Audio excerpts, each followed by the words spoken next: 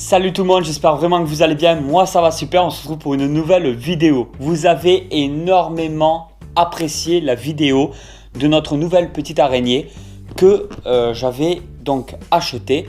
Et là, je vais vous faire un petit suivi de ce qu'il en est, un peu le nouvel aménagement que j'ai effectué. Pourquoi j'ai fait comme ça, je vais tout vous montrer dans cette vidéo. Alors la boîte est chauffée dans mes racks d'élevage à une certaine température, ce qui fait que quand je l'ai sorti, il y a un peu de condensation parce qu'il y avait un peu d'humidité.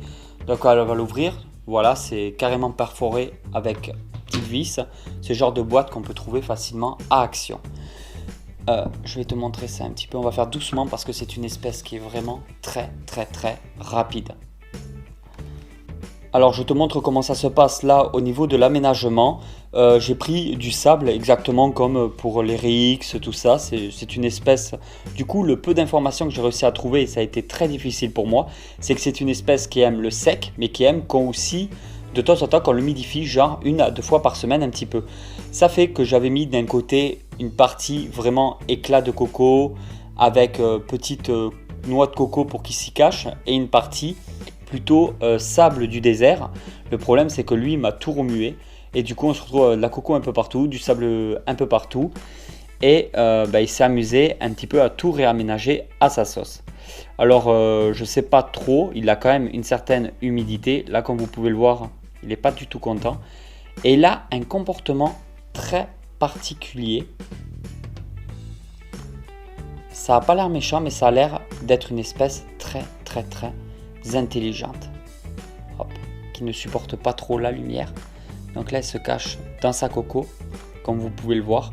J'ai réussi à le nourrir à plusieurs reprises, mais j'ai pas pu vraiment filmer ça en vidéo l'après-midi parce que c'est assez difficile. J'ai moins de mal à le nourrir la nuit, ce qui fait que je vous ai fait quelques petites séquences pour vous montrer un petit peu tout ça. Mais par contre, là maintenant, il n'y a pas, sur le moment, je n'ai pas réussi à le nourrir directement en vidéo comme ça. On va ouvrir un petit peu la noix de coco pour qu'on puisse le voir. Alors c'est pas une espèce qui a l'air très agressif et c'est pas du tout une espèce qui tisse de toile.